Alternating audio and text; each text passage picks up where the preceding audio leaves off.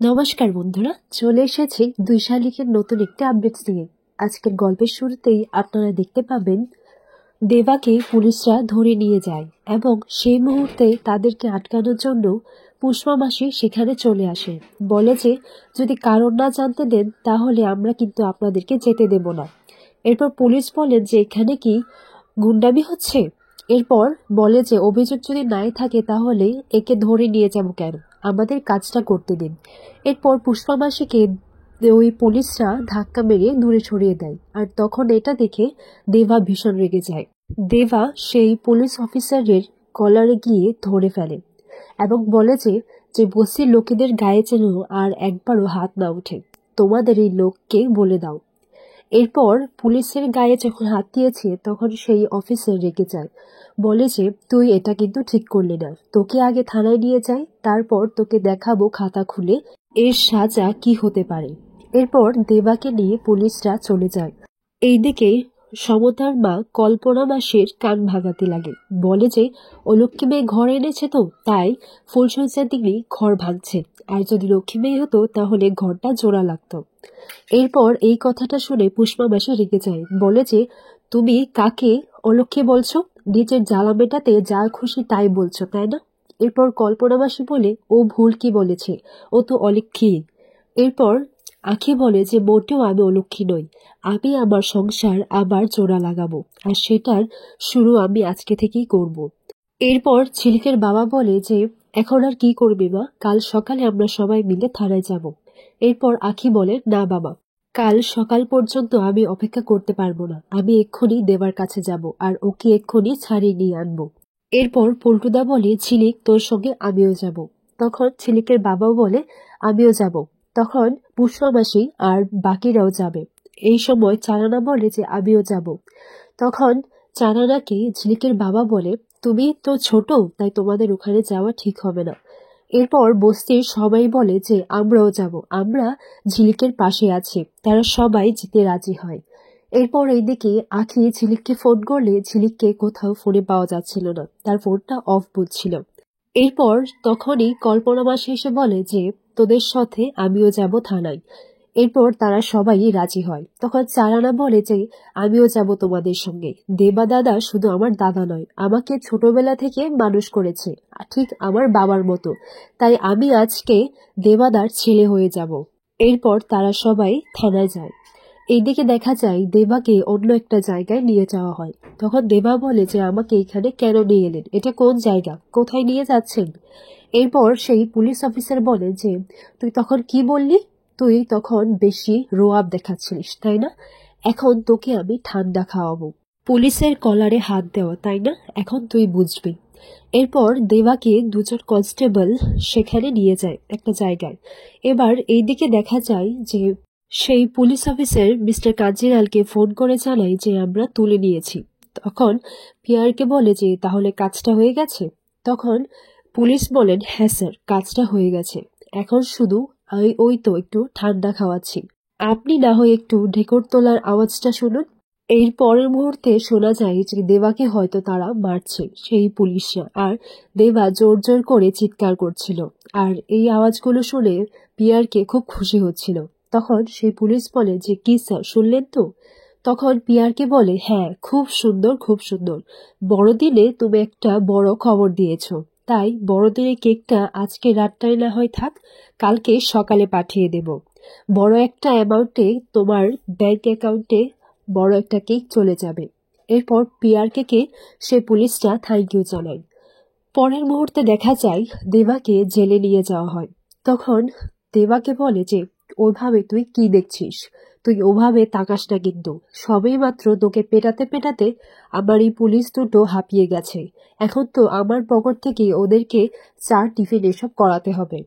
এরপর হঠাৎ করে বাইরে থেকে কিছু লোকজনের আওয়াজ শুনতে পাওয়া যায়। এরপর একজন কনস্টেবল এসে বলেন যে বাইরে বস্তির লোকেরা চলে এসেছে, আর ওখানে একটা মহিলা আছে যে খুব বাড়াবাড়ি করছে। এরপর সেই পুলিশ এটাই ভাবতে লাগে যদি সবাই এখানে থানায় এসে পড়ে বা ঢুকে যায় তাহলে দেবাকে এরকম অবস্থায় দেখলে তো হিতে বিপরীত হয়ে যাবে। তারা যদি আরো বেশি কিছু করে ফেলে, তারা যে কোনো মুহূর্তে উত্তেজিত হয়ে যেতে পারে, আর সব দোষটা পরে আমার ঘাড়ি চাপবে। সেই অফিসার ফেঁসিয়ে যাওয়ার ভয় পাচ্ছিল। তখন অফিসার বলে যে না না, তাদেরকে ভেতরে আনার কোনো দরকার নেই, আমি বাইরে যাচ্ছি।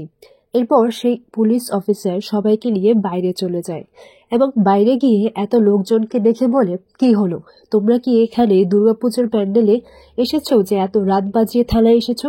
এরপর কল্পনা মাসি বলে যে আমরা কোনো আপনাদের থানায় পুজোর প্যান্ডেল দেখতে আসিনি, আমাদের ছেলে আপনাদের কাছে আছে, ওকে বিনা দোষে আপনারা এখানে ওকে আটকে রেখেছেন, ওকে ছেড়ে দিন আর আমরা চলে যাব, তাহলে আপনারাও একটু শান্তিতে থাকবেন আর আমরাও একটু শান্তিতে ঘুমোতে পারবো। এরপর পুষ্পামাসি বলে যে আমাদের রাতের ঘুম কেড়ে নিয়ে আপনারা কি ভাবছেন যে আপনারা শান্তিতে থাকবেন? না, আমরা দেবাকে নিয়ে কোথাও যাব না, আর আজকে দেবাকে নিয়ে এখান থেকে তবেই যাব। এরপর এই কথাটা কল্পনা মাসিও বলে যে দেবাকে ছাড়া ওরা আর এক পাও নড়বে না। এরপর সেই পুলিশ অফিসার ঝিলিকের বাবাকে দেখে বলে যে আপনাকে দেখে তো মনে হচ্ছে আপনি ভদ্রলোক, তা আপনি এরকমটা ওদের কেন উস্কাচ্ছেন বলুন তো, ওদের তো একটু বোঝাতে পারেন, আর আমরা তো আর নিয়মের বাইরে যেতে পারি না, আর এখন অনেক রাত হয়ে গেছে, তাই এখন কাউকে ভেতরে দেওয়া যাবে না, আর যদি অভিযোগ না হয় তাহলে আমরা কেনই বা ওকে ধরে আনবো, আর অভিযোগ করলে তাদেরকে তো জিজ্ঞাসাবাদ করতে হয়, আর জিজ্ঞাসাবাদ না করে কি করে আমরা ছেড়ে দেব। এরপর ঝিলিকের বাবা বলে আচ্ছা ঠিক আছে, আমরা কালকে সকালে আসবো, না হয় চলো সবাই বাড়ি চলো, এখন আর কিছু করা যাবে না। তখন আখি বলে না বাবা, তোমরা সবাই চলে যাও, আমি দেবাকে নিয়ে তবেই কাল সকালে ফিরবো, আর তাছাড়া আমি এখান থেকে এক পাও নড়বো না। এরপর আখির মা বলে যে তুই একা কি করে থাকবি? তখন পল্টুদা বলে যে আমিও থাকবো। তখন চারানা বলে তারা তিনজনই থানায় থেকে যায় আর বাকিরা সেখান থেকে চলে যায়।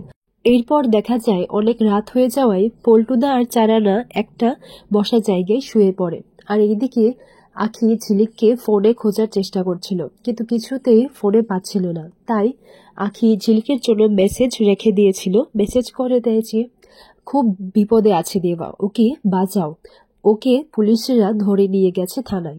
পরের দিন সকালে দেখা যায় গৌরবের মা ঝিলিককে বলে যে আখি, কি হয়েছে, গৌরব কি তোকে বকাবকি করেছে? আর কালকে তুই হঠাৎ কোথায় হারিয়ে গিয়েছিলিস? এরপর ঝিলিক বলে যে কেউ তো আর ইচ্ছে করে হারায় না, মানুষের পথ আলাদা হয়ে যায়, তাই তারা হারিয়ে যায়।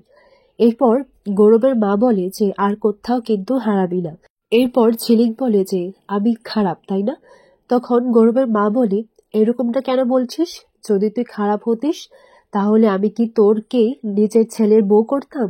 তুই অনেক ভালো, আর আমি তো ভাগ্যবান যে তোর মতো একটা বউ পেয়েছি। তুই আর ওর থেকে কিন্তু আলাদা হবি না, একসাথেই থাকবি। এরপর ঝিলিক বলে একসাথেই তো থাকতে চাই মা, কিন্তু কি করব, যতবারই কাছে আসি ততবারই দূর হয়ে যায়। এই কথাটা শুনে গৌরবের মা এটাই ভাবতে লাগে যে আখি হঠাৎ এই কথাটা কেন বলল। এরপর এইদিকে দেখা যায় ঝিলিক যখন গৌরবের জন্য চা নিয়ে যায় তখন ঝিলিক গৌরবকে সেই সত্যিটা বলতে যায়।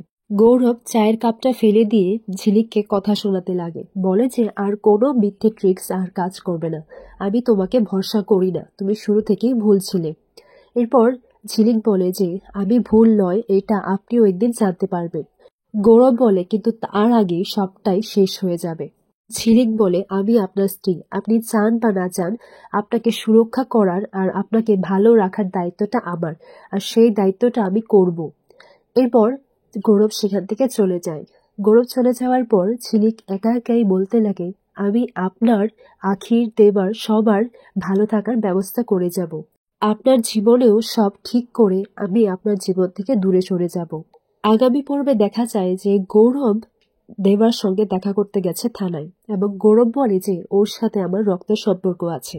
এই কথাটা শুনে দেবা অবাক হয়ে যায় এবং দেবা মনে মনে এটাই ভাবতে লাগে যে তাহলে কি গৌরব সব সত্যিটা জেনে গেছে।